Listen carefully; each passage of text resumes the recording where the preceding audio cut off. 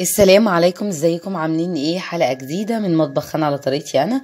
اللهم صل وسلم وبارك على سيدنا محمد. ان شاء الله النهاردة هعمل لكم الكنافة الملفوفة. اللهم صل وسلم وبارك على سيدنا محمد. انا عملتها قبل كده بس مش بالطريقة دي، عملتها بطريقة تانية. انا جايبة كنافة طازة من الفرن طبعا زي ما انتم شايفين اهي، دي كده طازة. هوريكم بقى الطريقة سهلة جدا جدا. طبعا الخلطة بتاعتي زي الخلطة اللي انا كنت عاملاها في حلقة الجلاش. طبعا انتوا عارفين الخلطة دي عبارة عن سوداني وزبيب وجوز هند، وبرش عليها عسل ويا دوبك بقلبه. ودي الحشوة بتاعتي هي طبعا انا كنت عاملاها لكم في حلقة قبل كده. هاخد كده الحشوة بسم الله اهي زي ما انتوا شايفين كده كده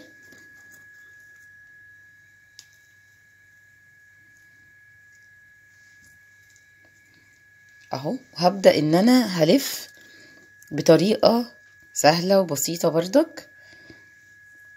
ممكن تحطي الحشوة اللي انت عايزاها، حتى لو عايزة تحطي مكسرات حطي براحتك. شايفين انا حطيتها ازاي؟ هبدأ بقى كده اهو كده كده دوران كده اهو كده وافرد بسم الله اهو كده وابرم. هي طريقتها سهلة جدا وبسيطة، مش عايزة يعني حاجات، مش عايزة حرفة قصدي يعني اهو. يعني انتي ممكن تقومي تجيبيها وتعمليها وهي حلوة قوي كده. وهبدأ ان انا ابرمها كده، بصوا اهو كده هبرمها كده اهو زي ما انتوا شايفين كده. واقوم سحبه كده وجايبه الحشو اهو كده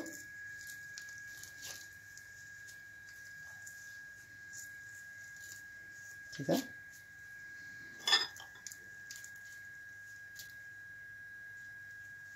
اهو. واقوم زي ما انتوا شايفين جايبه من هنا كده اهو برماها كده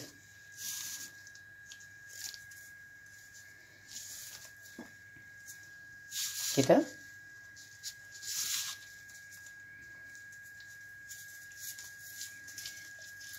اهو. واقوم برماها كده زي ما انتوا شايفين. ادي القرص. هجيب الصينيه بتاعتي الالومنيوم اهي واقوم حطاها كده. وهعمل واحده كمان. هجيب كنافه اهي، احط الحشو بتاعي كده واقوم جايه نفس الطريقه واقوم برمه كده اهو كده. هفضل الف كده اهو كده.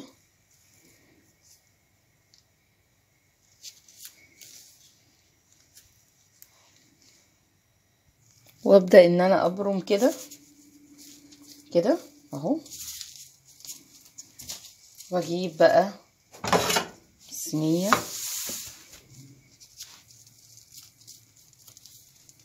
وادي اهي ملفوفه سهله جدا.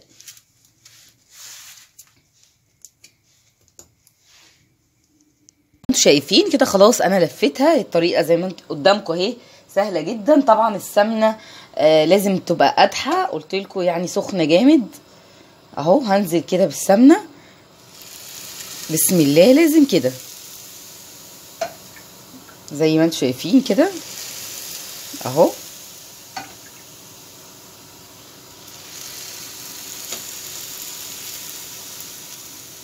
هدخلها الفرن على درجة حرارة 180 في النص،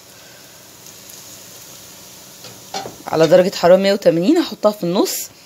بعدين لما احس ان هي بقت لونها ذهبي من تحت هطفي من تحت وهولع الشواية.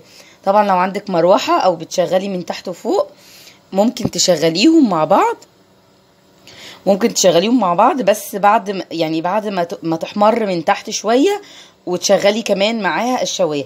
هدخلها دلوقتي وتتحمر وهرجع لكم. زي ما انتم شايفين اهي بعد ما طلعت من الفرن، بس معلش بقى وانا بصور وانا بحط عليها الشربات التليفون ما كانش بيصور، فانا طبعا طلعتها من الفرن كان الشربات بارد، حطيت الشربات عليها، وادي النهايه جميله جدا اهي، حلوه قوي. وعايزه اقول لكم ان شاء الله تجربوها هتعجبكم، الطريقه دي سهله جدا كده. وهبدا ان انا اقطعها اهي كده، قطعيها زي ما انت عايزه، التقطيعه اللي تعجبك كده اهي.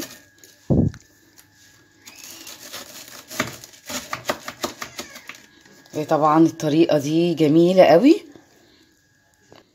زي ما انتم شايفين اهي جميله جدا، طريقه حلوه قوي ومقرمشه. وزي ما قلت لك لو عندك مكسرات وعايزه تحشيها احشيها، بس عايزه اقول لك ان هي بردك بالسوداني والقرفه والزبيب جميله جدا جدا يعني اهي.